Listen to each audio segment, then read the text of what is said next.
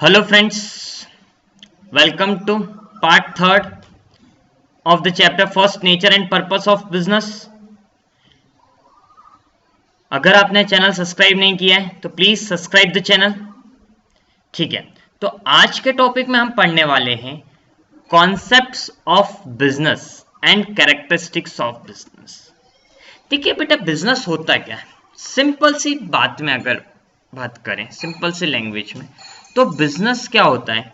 Business या तो किसी चीज का प्रोडक्शन करता है, किसी आइटम का प्रोडक्शन करता है और उसका सेल्स करता है, या तो परचेस करके, देखो किसी आइटम का प्रोडक्शन या परचेस, प्रोडक्शन करेगा या तो माल खरीदेगा और फिर उसका सेल्स करेगा, तो प्रोडक्शन या परचेस ऑफ गुड्स। और इसमें एक चीज और इंक्लूड रहती है, क्या चीज इंक्लूड रहती है, सेल्स ऑफ सर्विसेज या रेंडरिंग ऑफ सर्विसेज। जैसे फॉर एग्जांपल एक ट्रांसपोर्टर है, तो ट्रांसपोर्टर आपको क्या कोई गुड्स देता है, नहीं, आपका जो गुड्स है वो एक जगह से दूसरे जगह तक आपको पहुंचा देता है, तो वो भी तो एक बिजनेस कर रहा है ना।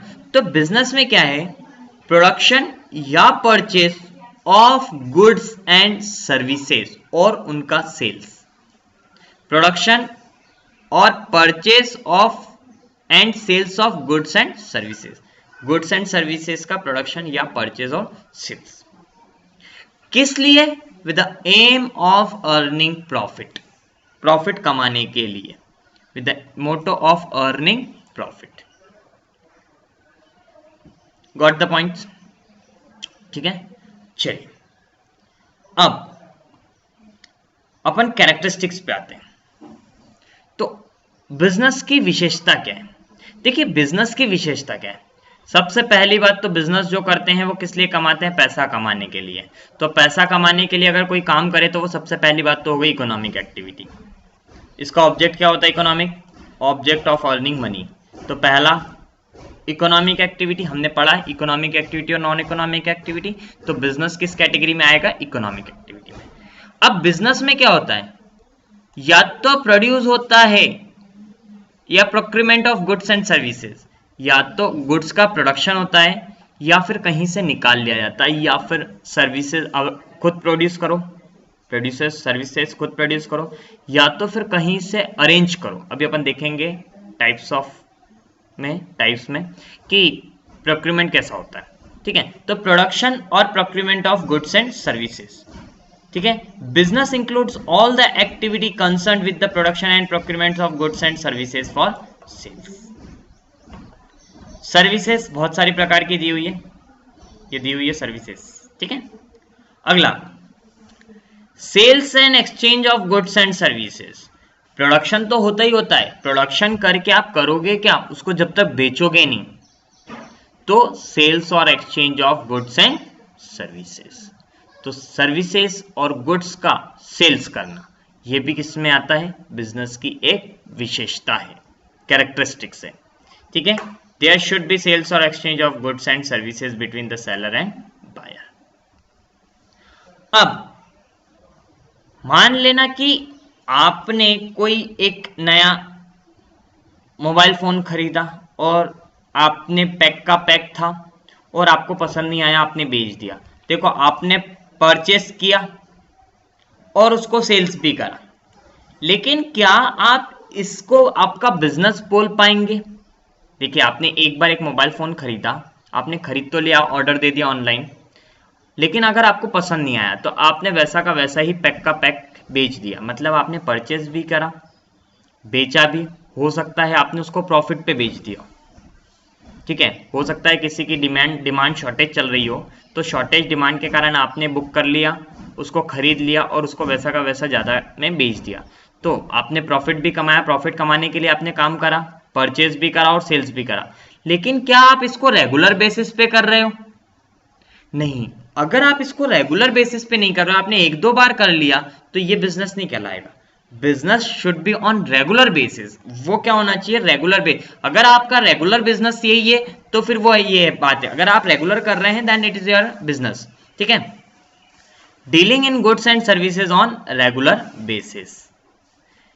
ठीक है। There should be regularity of dealing और exchanging of goods and services. एक अकेला single transaction of sales and purchase does not constitute business. एक बार अगर आपने करा तो आप इसको बिजनेस नहीं बोल पाएंगे। Got the points.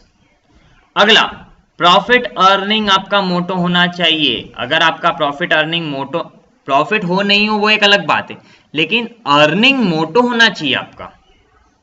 आपका उद्देश्य प्रॉफिट कमाना होना चाहिए, ठीक है।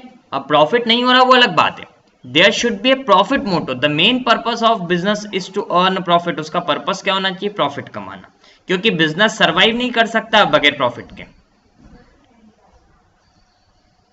अभी मैंने जस्ट बताया प्रॉफिट हो नहीं हो वो एक अलग बात है। तो अनसर्टेनिटी ऑफ रिटर्न, आपको रिटर्न मिलेगा नहीं मिलेगा ये सर्टन नहीं है, निश्चित नहीं है, हो सकता है आपको प्रॉफिट नहीं भी हो।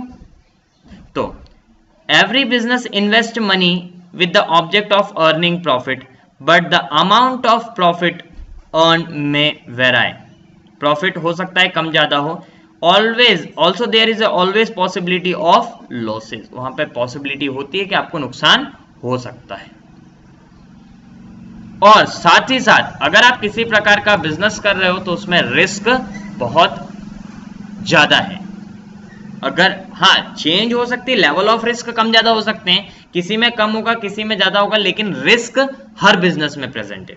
कोई भी ऐसा बिजनेस नहीं है कि जिसमें रिस्क प्रेजेंट नहीं है। All the business activities carried some elements of risk because future is uncertain. Future कैसा है? अनसर्टेन, सर्टन नहीं है। The business has no control over several factors. कुछ फैक्टर्स पे बिजनेस का किसी प्रकार से कंट्रोल नहीं है, जैसे strike, fire, theft, change in the consumer test etcetera. और अभी एक लेटेस्ट एग्जांपल कोविड-19। कोविड-19 बिजनेस को लॉस हुआ है, एलिमेंट ऑफ रिस्क है, बिजनेस बंद करना पड़ा लॉकडाउन के कारण, बहुत भारी नुकसान हुआ, लेकिन बिजनेस का इसके ऊपर कोई भी क्या नहीं है, कंट्रोल नहीं है। तो this is all about the concepts and the characteristics of business. Okay, I hope समझ में आया होगा।